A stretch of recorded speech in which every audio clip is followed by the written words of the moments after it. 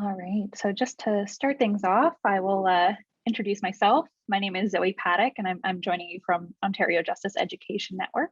I'm a third-year law student who's had the pleasure of working with OJEN for the summer and participating in creating amazing programs like the Summer Law Institute. And yes, today we have a webinar from Justice for Children and Youth. And before I get into introducing our panelists, we have just a couple of Zoom housekeeping items. And so first of all, if there are any links to be shared with you all during the presentation that are referenced by the panelists, we will post them in the chat, so don't worry about following up on things like that. If you have questions or comments, please use the Q&A function if you can to submit those questions. I'll be keeping an eye on them during the session, and generally we're going to hold our questions for the end for our Q&A period unless there's anything that needs to be clarified as we go here. And as well, as you may have noticed on entry, we're recording today's session to share with others who couldn't make it in person, and so it will be available along with the PowerPoint content on our website after the fact. And as well, we'd like to start off with a land acknowledgement. So we acknowledge that we are gathered upon the traditional territories of the Mississauga of the New Credit First Nation, Anishinaabe, Haudenosaunee, Wendat, and Huron Indigenous peoples who are the original nations of this land. In making this acknowledgement, we recall as well that Toronto remains home to a large and diverse Indigenous population. This population includes victims and survivors of the residential school system and their descendants. In discussing Ontario's legal and educational systems, we recall that these are ultimately settler systems that have been imposed on Indigenous communities who had their own complex legal systems predating settler arrival. We have to recognize that settler legal and educational systems have been used to disproportionately remove autonomy from Indigenous peoples since their establishment. In making this land acknowledgement, we want to take a moment to reflect on those realities. And in doing so, we're joined by others across Ontario in acknowledging and paying respects to the traditional stewards of those specific lands as well. With that, I'd like to introduce our panel from Justice for Children and Youth. So we have with us today Sarah Pohl, who's the director of the Childhood Arrival Support and Advocacy Program, CASA for short. Sarah has extensive experience in youth justice education and is focused in particular on youth facing personal and systemic barriers to education success and on increasing legal sector diversity. Sarah's former roles include Executive Director of the Law and Action Within Schools program, LAWS for short, the Director of Education for the Canadian Civil Liberties Association, and the Director of Provincial Programs for the Ontario Justice Education Network. Sarah's commitment to ensuring education access and success for young people has been recognized with awards, including a Law Foundation of Ontario Community Leadership and Justice Fellowship and a Toronto Foundation Vital People Award. Thank you for joining us, Sarah. As well, we have Erica Lalonde, Program Manager of the Enhancing Access to Special Education Program, which is abbreviated as EASE. Erica has joined JFCY team to lead the development of resources for students and their families with special education needs.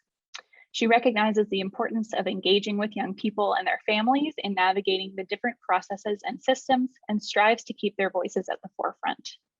With a diploma in inclusive education and an honors BA in psychology, Erica has dedicated 18+ years to creating and managing programs and projects focused on increasing youth confidence and capability in navigating systems that impact their lives. Before joining JFCY, she worked with Peace Builders as Restorative Schools Programs Manager and has spent much of her professional career working in partnership with various school boards across Canada. Thank you, Erica, as well. We have Kafia Abdirashid, who is the education advocate at the Toronto Northwest Justice Centre. As a lawyer and social worker, she assists young people involved with the criminal justice system with any education-related issues such as special needs learning, school registration, and suspensions and expulsions. Essentially, she helps young people to overcome any barriers standing in the way of their school engagement or success. And as well, we have Meza Damte, who is entering her second year at the University of Toronto Faculty of Law. Hello, fellow law student. She has spent the summer with JFCY working on the Enhancing Access to Special Education project, as well as working on a pending constitutional challenge to the minimum voting age. So as you can see, we have an amazing group with us, and I'm really excited to hear all they have to share about their various projects. And with all of that said, I will ask them to take it away. Thank you, everyone. Thanks, Zoe, for those kind words of welcome. We're really happy to be here with you as well. And hi, everyone. I'm Sarah Pole. I suspect some of you I may have crossed paths with previously in previous roles. It's really nice to be back here working with OJEN. I started my career in Canada at OJEN, so they hold a strong place in my heart. But I wanted to welcome you, everybody who's attending. Thanks for choosing our session, and hats off to you for coming to the SLI during your summer. I know it's always an amazing institute, but I also know that this is a really challenging year as you think about heading back into classrooms in a couple of weeks. So thanks for joining us.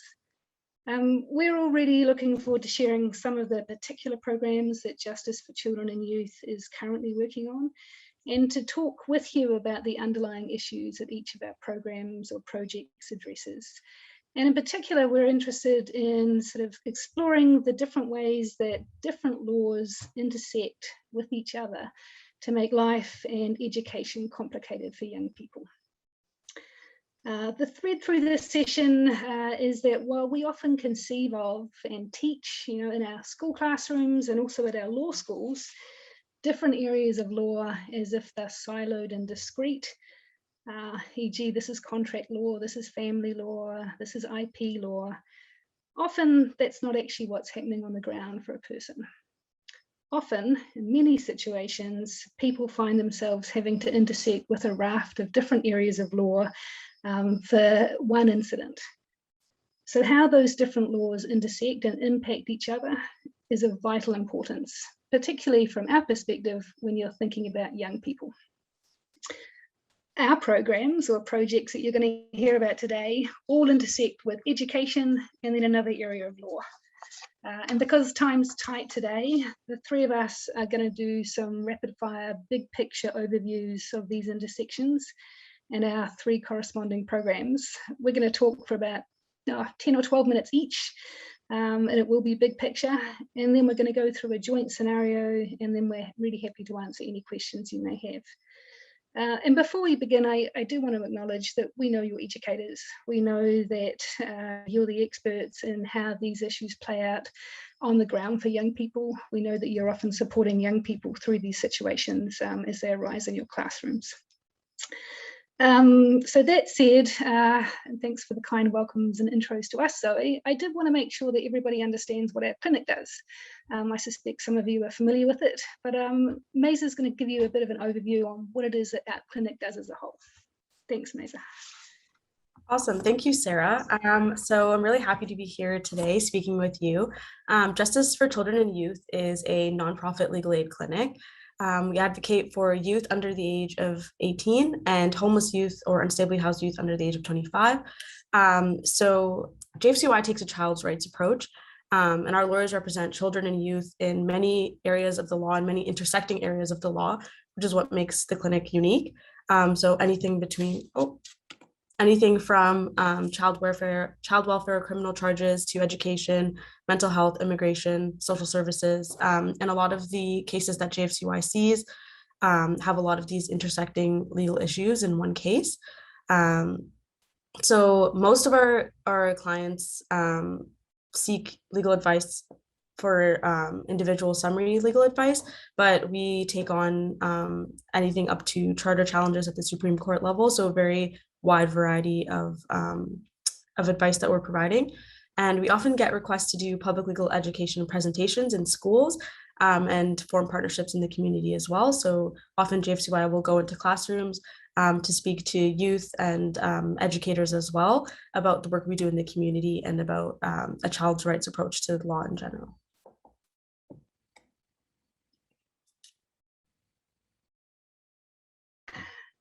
Thanks, Zoe, Mesa. And I do want to say that what that means for you and your students is that any young person in Ontario can call our clinic for summary legal advice on any type of legal issue.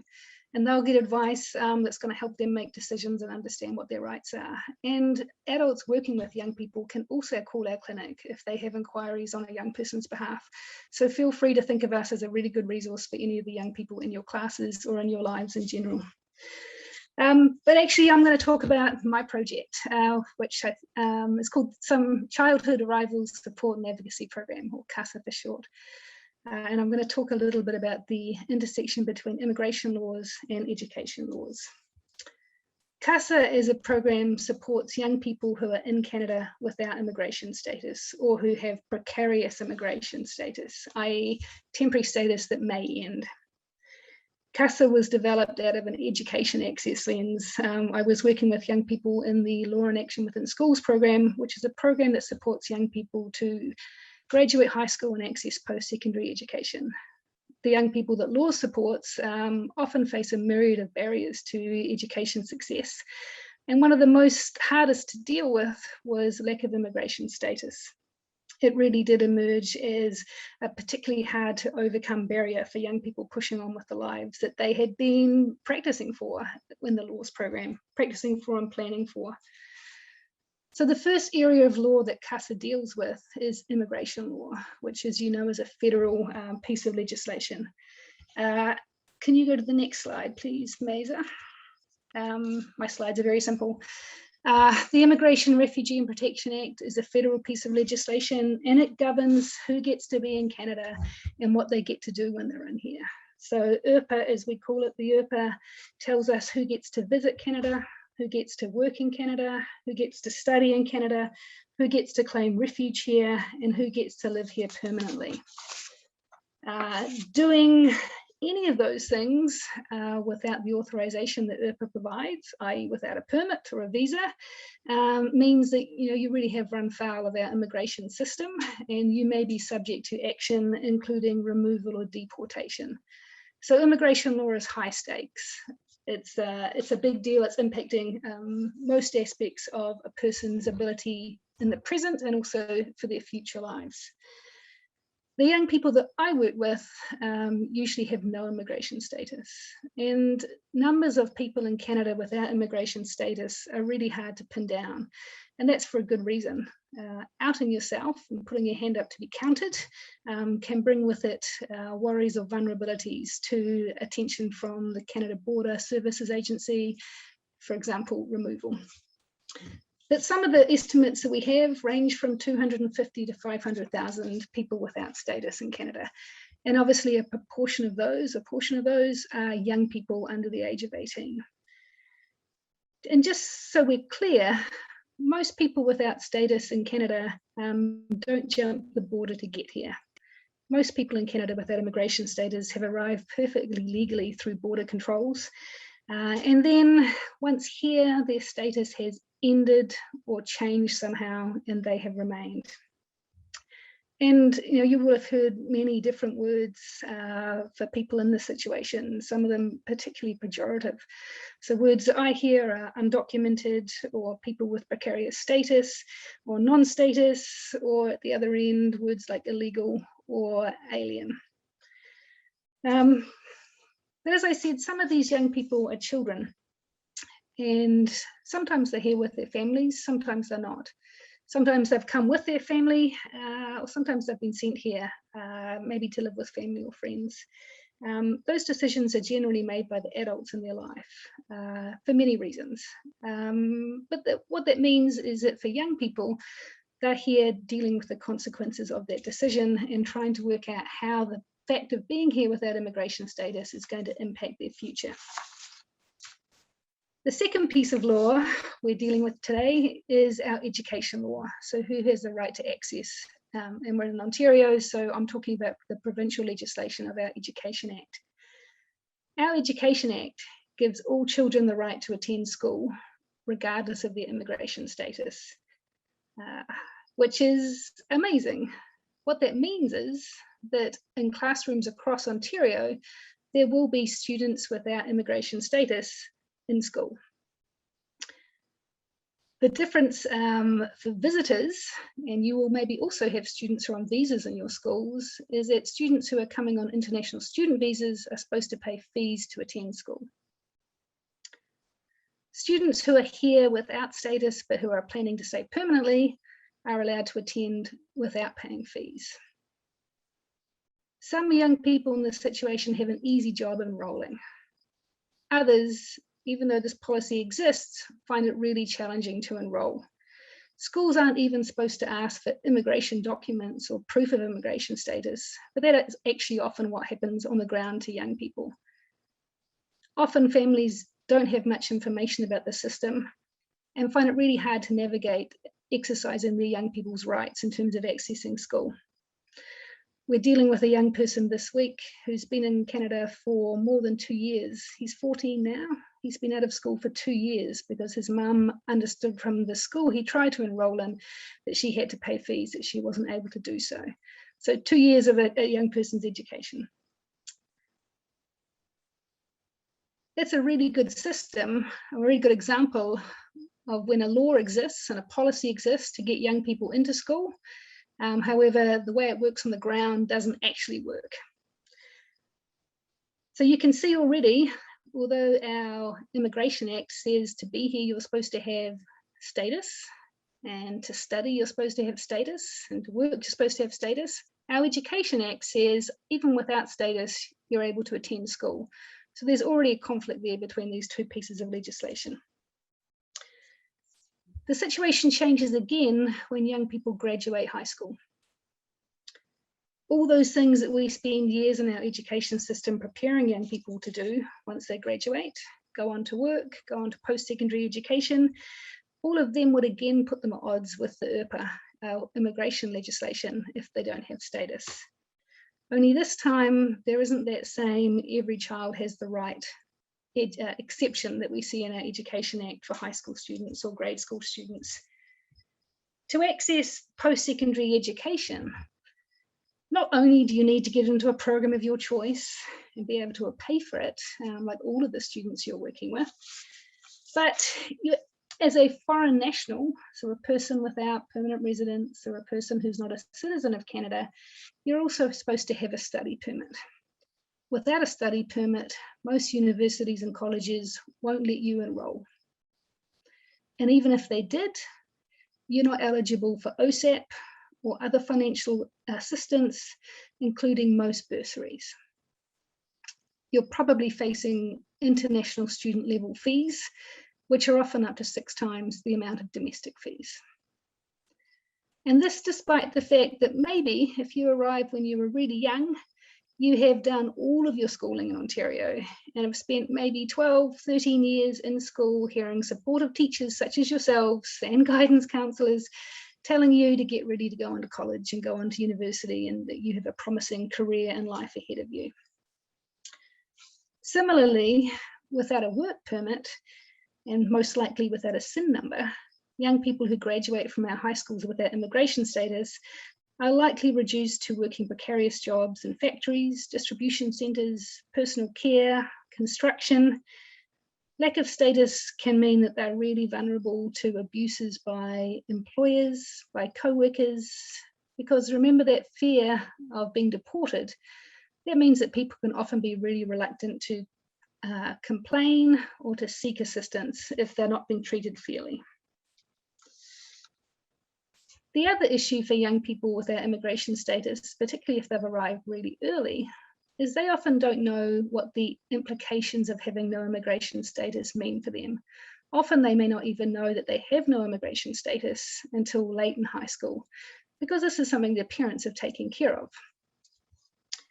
What that sometimes means is it's not till grade 11 or 12, the young person sitting in one of those guidance counsellor sessions where we're talking about post-secondary access, that finally dawns on them that maybe all their peers are going off to university and college, but maybe they're not. For most young people in this situation, they will not have shared the information about their status with their teachers, with their guidance counsellors, with their social workers, perhaps even with their best friends for fear of deportation. And they're not just holding their own safety here, they're actually also holding the safety of their families, their parents, their siblings who may also be without status. So it puts them in a particularly isolated situation, and it sort of makes them sort of run afoul of all the kindly efforts that schools may be doing to actually help them engage in their education and think about accessing post-secondary education. Many young people say to us that the problem is that they would really like to go to university or college. So they're forced to lie to teachers or education or through guidance counsellors about why they're not attending next year, which is an emotionally really hard thing for them.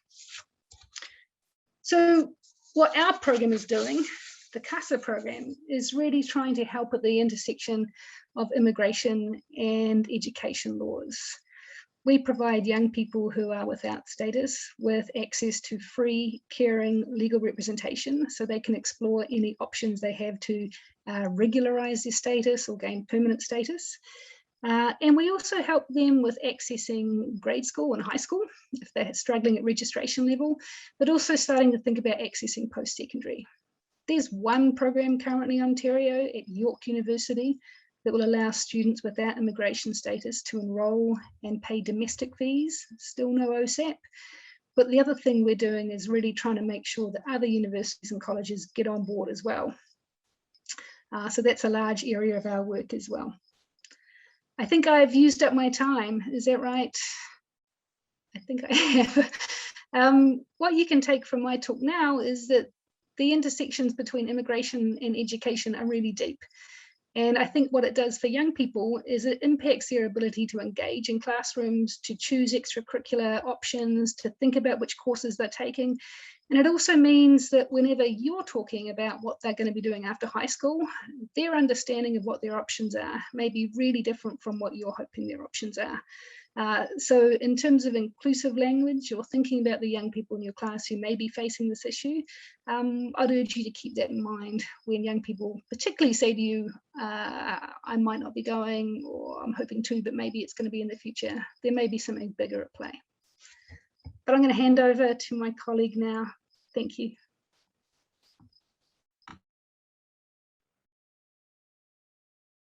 Hello, everyone. My name is Kafia, and I'm going to be talking about the Justice Center. So what is the Justice Center? The Justice Centers have been established all over the world in 70 different countries, in 70 different communities. So the objective of these centers is to essentially move the traditional notions of the courthouse back into the community setting. The centers bring together all of the services that people who come into contact with the criminal justice system are often lacking, such as health and social services, and they attempt to address the root causes of crime by breaking this cycle of offending and improving community safety.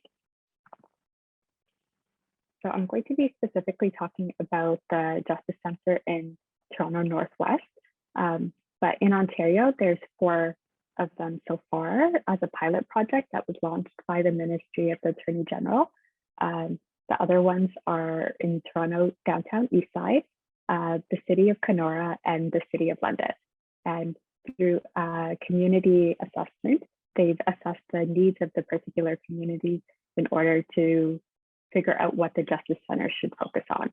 So in the Toronto Northwest Center, it is geared towards young people, specifically between the ages of 17 and 18. However, we see Justice Center participants as young as the age of 14. And through the community assessment, they focused on robbery, which is the largest criminal offense that young people of that age group are committed. So, unfortunately, you can't see the cycle of the Justice Center and all the resources that it brings together. But essentially, there's service providers, health providers, police as well, and it's supposed to illustrate like a holistic center.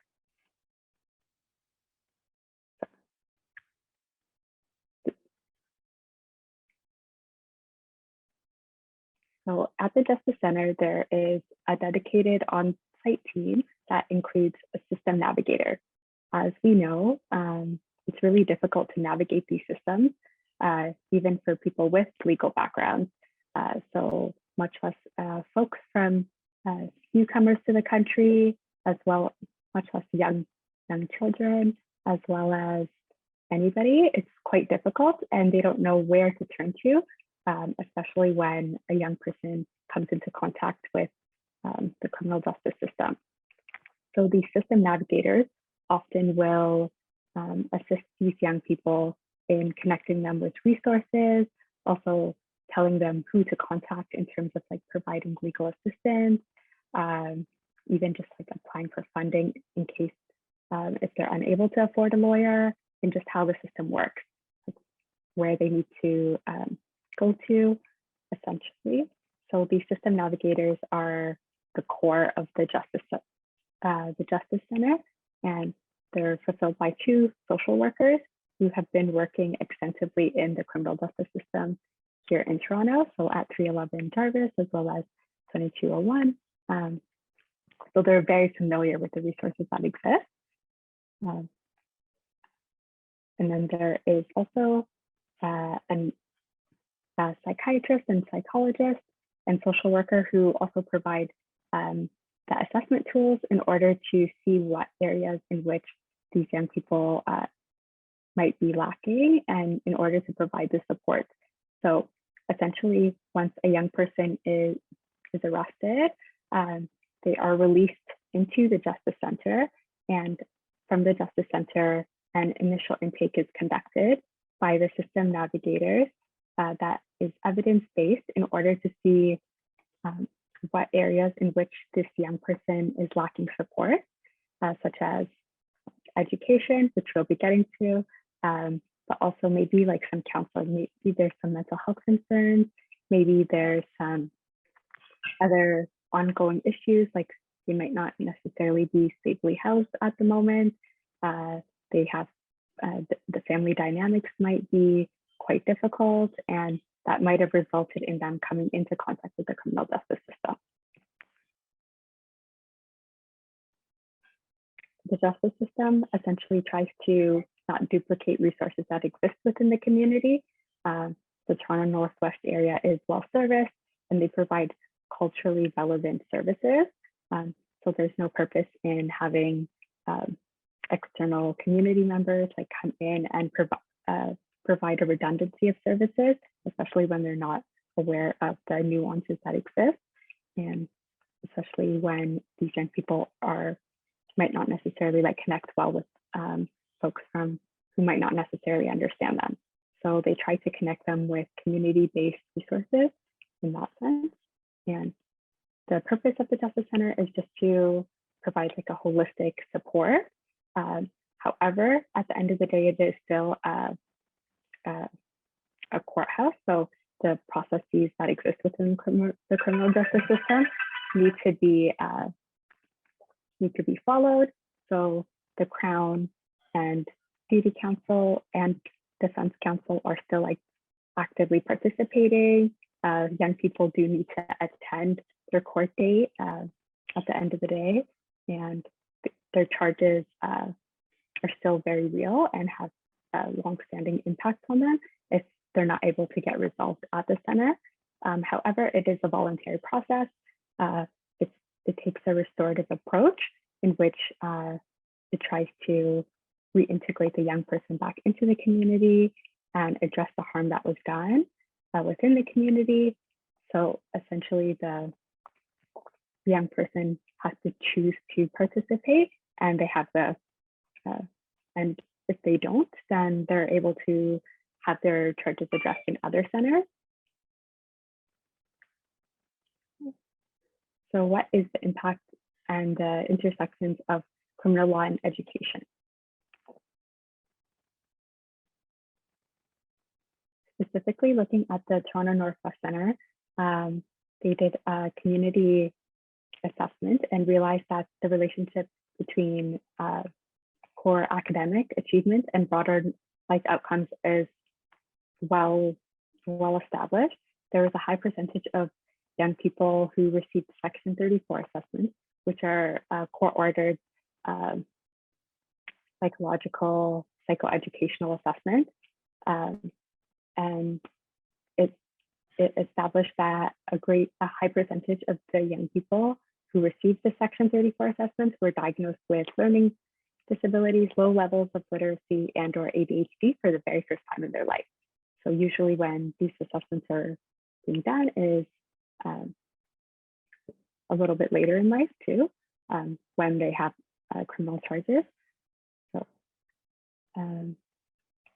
there were no learning plans or accommodations put in place at the time when they were in high school. And it had a significant impact on their mental health and cognitive and academic success. So of the 721 young people who received the Section 34 report, only 27% of them ended up graduating from high school after 3 years. And on average, those young people had obtained 13 credits out of 30, which is needed to graduate. And as we are aware, that area has a large and overrepresentation of young people who identify as Black and Aboriginal who are involved in the criminal justice system. So as a result, the Justice Center is heavily focused on education as a pathway that they would like to disrupt into the criminal justice system. And if you could go to the next slide.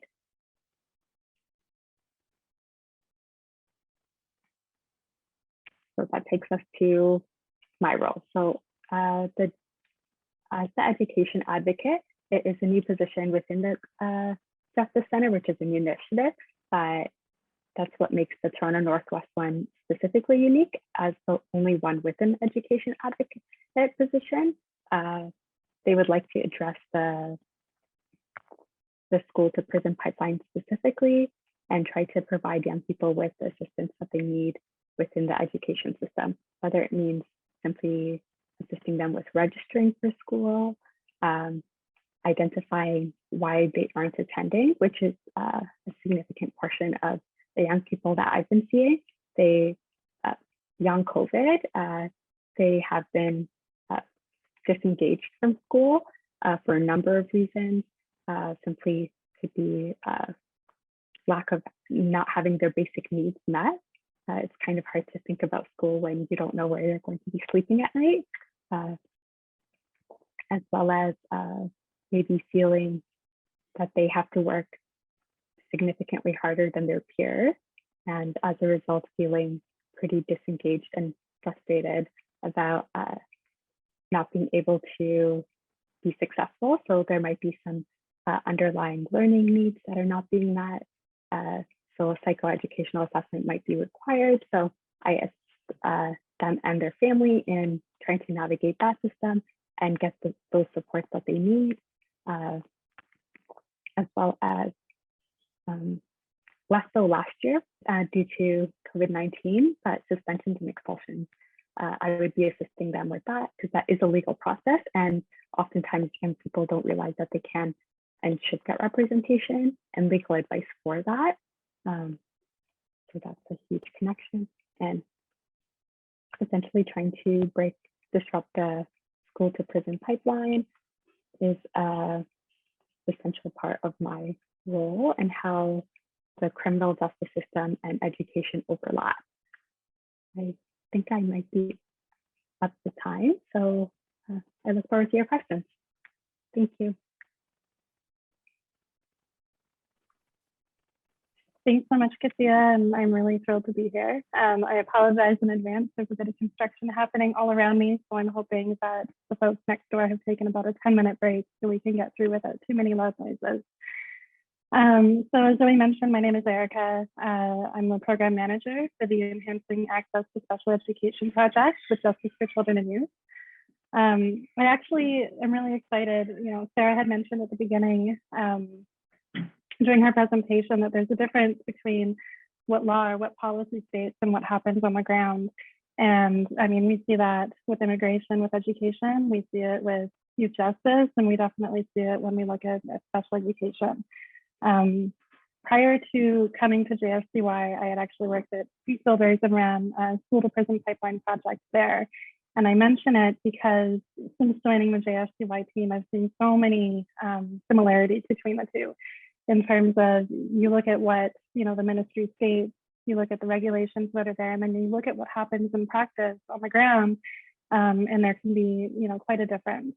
And so what we're finding, I'll go into a background on the project in a sec, but what we're finding is that it's less so about, we need to change the entire system. It's more about how do we support folks in understanding how the system is supposed to operate at all levels, so that, students, children, and youth are getting access to the rights that they have. So the EASE project is funded through the Ministry of Education. And so they had approached Justice for Children and Youth with a request to develop resources that are child and family friendly to support students and their families in navigating key special education processes. So in looking at what's available out there, and I'm sure you're all teachers, you've seen the large amount of resources that are available, realized that we didn't want to recreate what's already there. There's so much out there. So we thought it really important to hear directly from folks, what is it that's challenging? Where can we fill in those gaps? And so for the past few months, we've done consultations Ontario-wide. So meeting with students, with past students, with parents and caregivers, educators, from support staff all the way to superintendents, community organizations and advocates, to really get a sense of what are the challenges. And it's been very informative across the board, I will say. We've heard the whole system. So, it kind of makes looking at how do we develop something that will support a little bigger than I think we anticipated, but it also speaks directly to the challenges that, students and families are facing. As an example, my background is in social work. I've worked within the field of education for over 18 years. We have Mesa, who is a law student who's supporting on this project, and we have Emily, who's a staff lawyer. So I would think between the three of us, we have quite a fair amount of capacity. And it took the three of us, an hour and a half to figure out one part of the timeline the other day, trying to understand the language and look back and forth. And so if it's that challenging for three of us to figure out, I can only imagine what it's like being brought into the system and having no clue what to do next. So some of the identified challenges, as I said, were, the entire system, but more specifically finding resources that are really child, student friendly, that break everything down in plain and accessible language. And also, again, that the system in practice should, or in theory should work, and then in practice, there's some big differences. We can go to the next slide.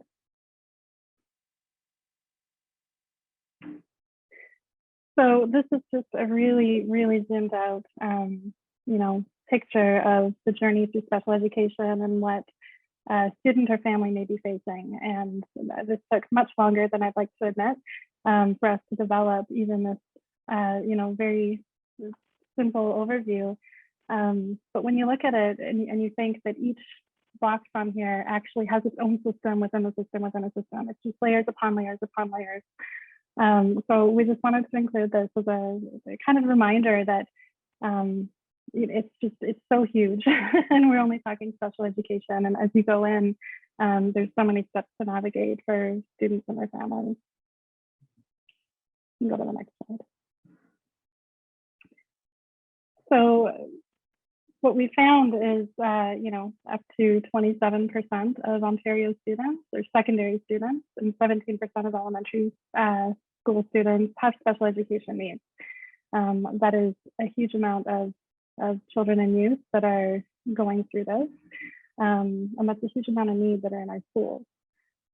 You can go to the next slide. I wanted to add some visuals to everybody. Of that amount of students, only 52% of these students have gone through the formal identification process to receive an IEP. So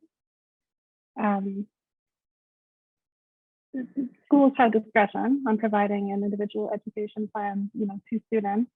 However, when they go through the identification placement and review committee process, that opens up doors and access to different supports that may not be available to them otherwise if they're not identified. So when we're looking and we're saying, okay,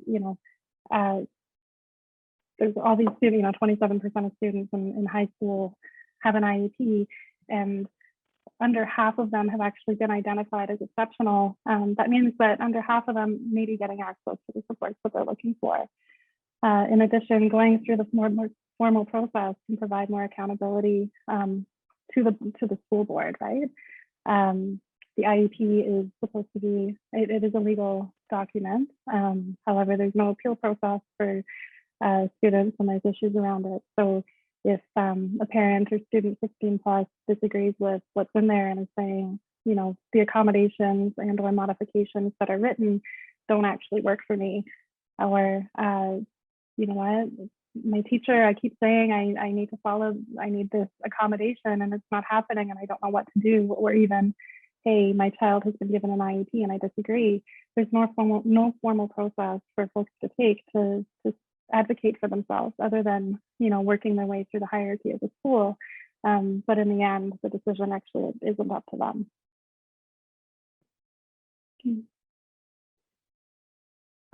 So some of the big challenges that have really come out through our project and that we're working on have been identification. You know, some folks don't even get to the first step of being identified. What has been really interesting and somewhat infuriating has been hearing, you know, about the different implementation of policies and the law across different school boards. So one example is around exceptionalities. So the Ministry of Education lists ADHD as an exceptionality. However, because it isn't listed explicitly across all of their materials, different school boards are interpreting that in a different way. So some school boards recognize it as an exceptionality, and then some school boards don't. So unless there's an additional exceptionality that they can identify, that means that they're not recognizing students who have been diagnosed with ADHD as being exceptional.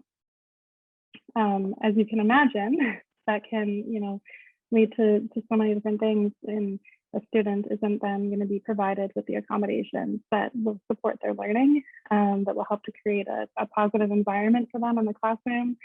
I know that ADHD specifically can bring a lot of different, you know, feelings or stigmas around it, where folks have different understandings of what it is, or you know, can see ADHD as being a behavioral issue instead of something more serious. And so students are in many ways being set up to fail when they're not getting access to the supports that they require.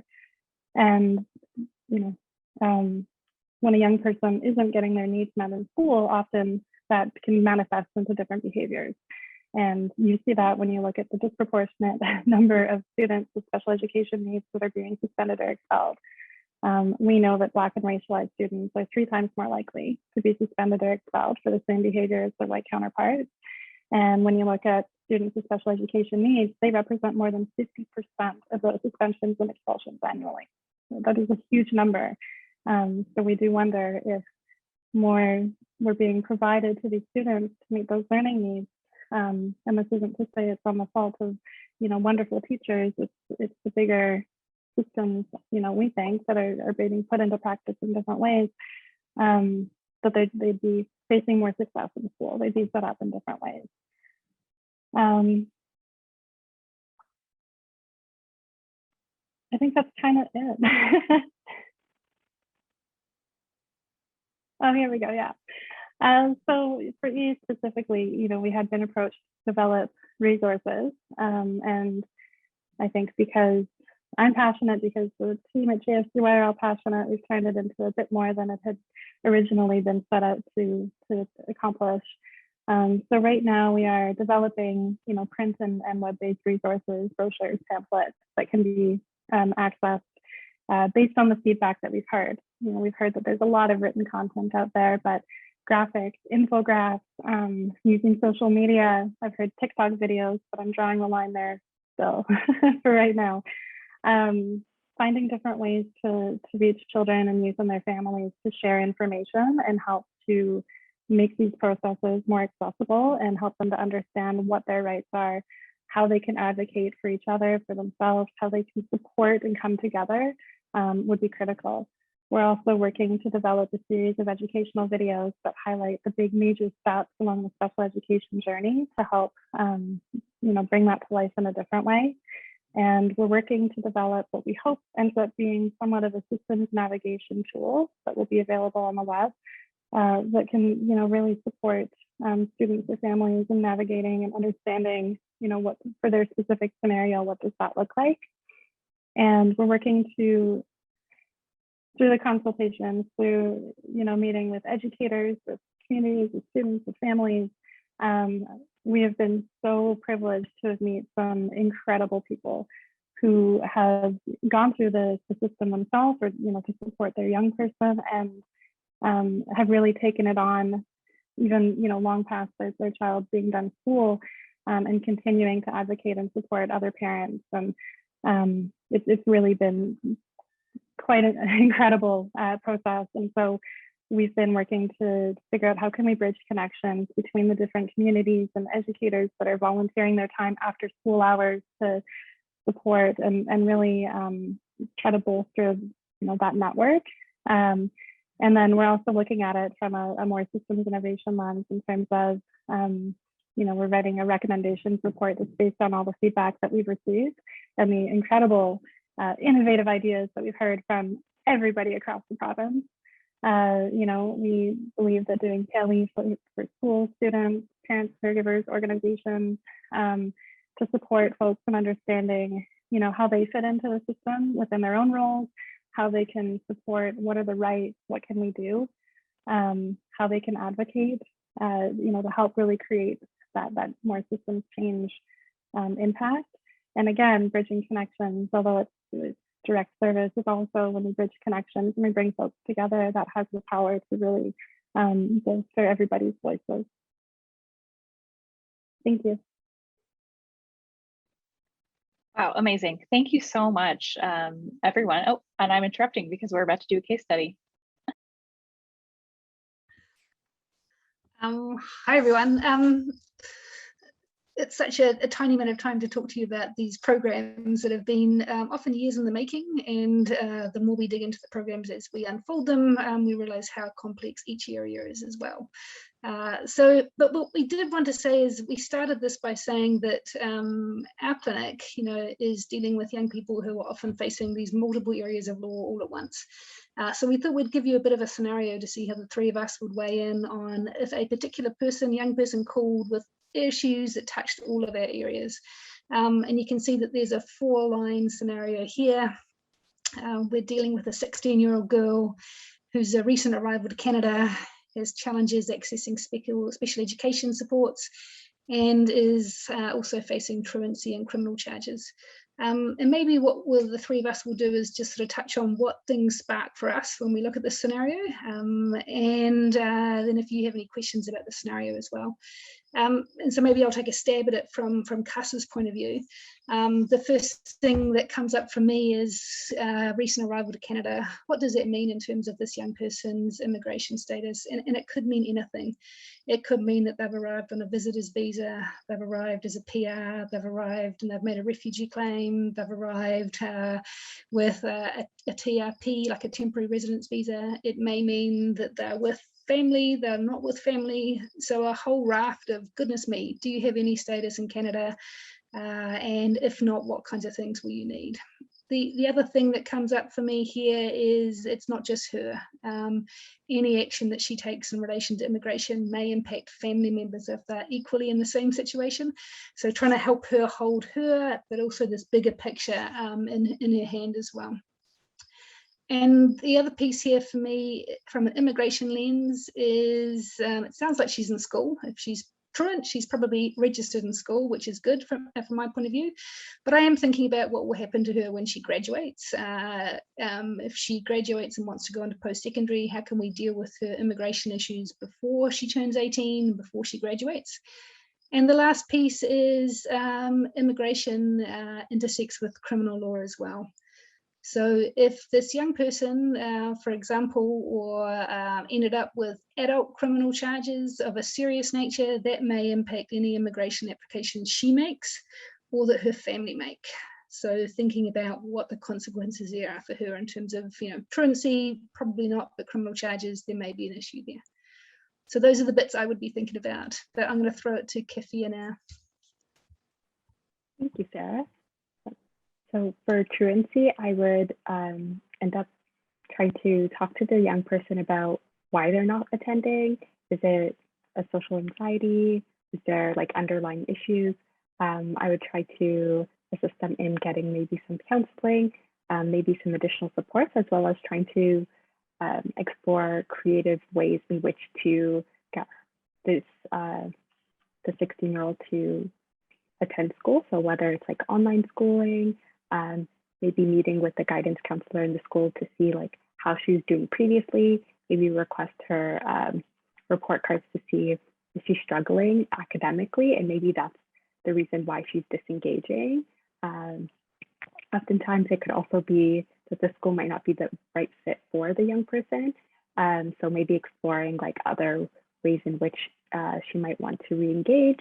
And the criminal charges, some of the young people that I've been helping, it might be been through association, not necessarily as a result of this, her specifically. So maybe trying to find some positive social connections, also working closely with their criminal lawyer to address the criminal charges, as well as trying to get her back into school, because usually the participation agreement and trying to get her charges resolved or withdrawn means seeing some sort of like level of engagement. So seeing this young person, whether or not they're willing to engage, and also just exploring whether there's some special education aspects, like maybe a psychoeducational assessment might be needed if there is a reason, underlying reason for why she's struggling. And on that cue, I'm going to throw it over to Erica to discuss that more so.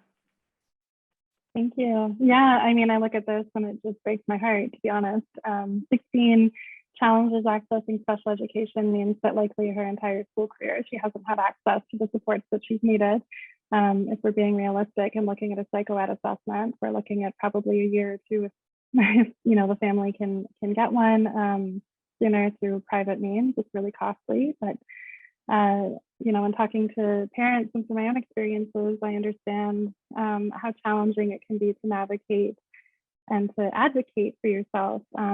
So if you're adding on the fear around immigration status, and I can imagine it being really intimidating and wondering if it's worth rocking the boat at the school, and even saying, hey, I'm not getting, or my child isn't getting what they need, or for advocating for herself in that way.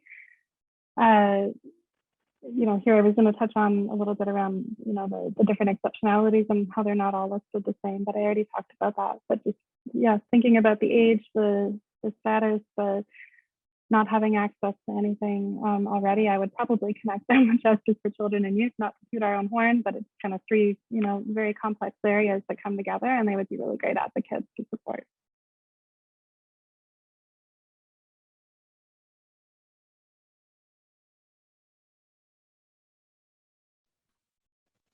Thank you. I think that now maybe we can just throw this open to questions. Is that what we think we should do? I see that there's a couple of questions there and I was busy typing an answer to one of them. Should we throw this over to you, Zoe, to take? Yeah, that would be great. And I think maybe a couple of our questions will put us over time, since there was so much amazing information there. Before we get started on questions, I'm just going to drop a quick link in the chat for an evaluation for everyone who's joined us today to fill out and offer some feedback on what you might like to see moving forward with our Summer Law Institute. So I will put that there just in case anyone needs to leave us closer to 2. And yeah, taking a look at some of our questions, I have a question for Sarah.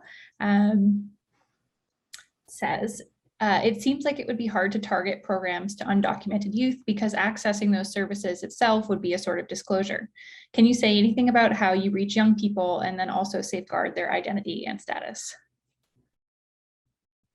Yeah, it's such a good question, particularly as I said, young people are often not telling anybody about their lack of status. So how would you offer support if you don't know people need help? One thing we've been trying to do, and it's been hard during COVID, is to deliver workshops in schools that really sort of prime young people's ears for these issues without sort of directly saying who in here is without immigration status, which we're obviously not doing.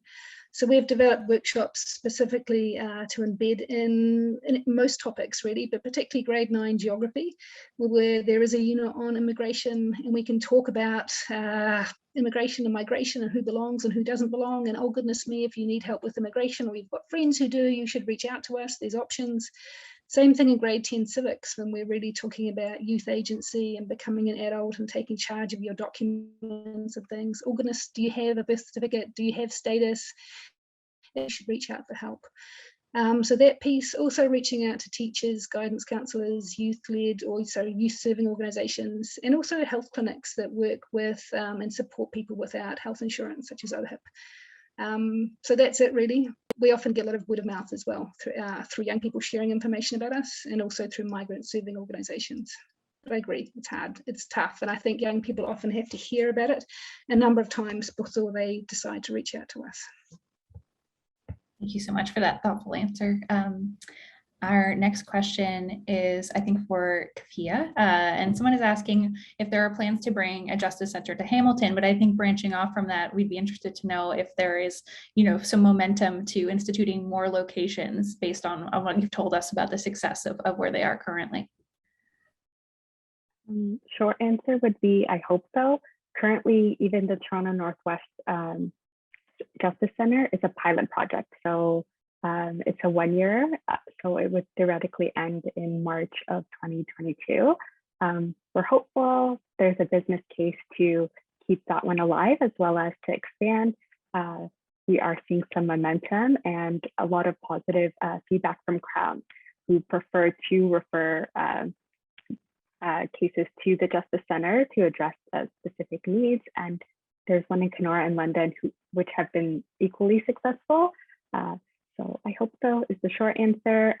We're currently receiving funding from the federal government, which is funding the provincial government in order to put this on. So we're hoping that, I guess we'll just have to wait and see. Amazing, thank you so much, Kafia.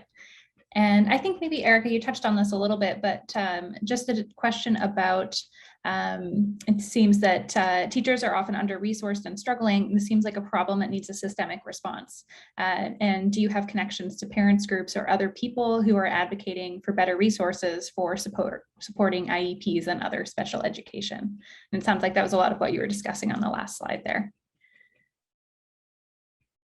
Oh, sorry. I always forget the mute. So the question was, do we have connections to folks that are supporting in those different areas?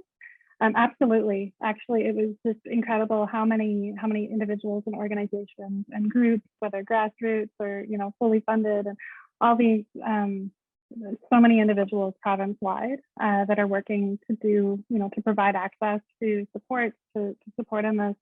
And what we're looking at is really right now everyone's kind of working in silos, and it's not through any fault of their own. It's so big, and most of these are volunteer run.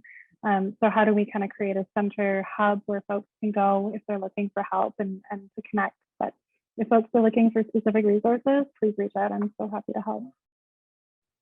Amazing. Thank you, Erica, and thank you everyone so much. I feel like I could spend so much time hearing about each of these projects individually, but getting a taste of them all today was really, really helpful. And I think that brings us to the end for today. I think Michelle is just going to pop up our schedule for the rest of SLI. I am, and sorry to interrupt while I'm doing this. There was one more question that was submitted in chat from Catherine, who's asking, will you be offering webinars aimed at students? And I told her that on OJEN's side, we have some available on our YouTube channel that are perfectly appropriate for students, but I wanted to, maybe the JFCY team can answer that question while I'm pulling up our schedule. I can take a stab. We have been offering our PLE or classroom workshops online during COVID, and I guess we'll continue to do that. So, and that can be a full range, so on any kind of legal topic. So if you're interested in any sessions from OJEN, from JFCY, please get in touch and we can talk about what makes most sense for your students and also what kind of platform you're using and how we can make that work, of course. Amazing. Thank you, Sarah. And as we look at our schedule for ongoing events in the course of the Summer Law Institute, I want to bring everyone's attention to the Black Legal Action Center event that we have next week on the 25th, which I think carries on a lot of the threads of the school to prison pipeline and issues of overrepresentation of racialized youth that we've been discussing today. And I know they'll have some amazing information to bring to us as well. But I just want to say a huge thank you to our panelists for all the work that you continue to do and for sharing it with us today. Yes, Erica. I'm so sorry. I sent one of you a link, and I'm not sure if it's worth sharing with participants or not, but it was a school to prison pipeline project we'd done a few years back, and I'd actually done it in partnership with Jody from the Black Legal Action Center, who I think is presenting, and thought it might tie in quite nicely with what we're all talking about as well. Amazing. I'll pop that into the chat for everyone here.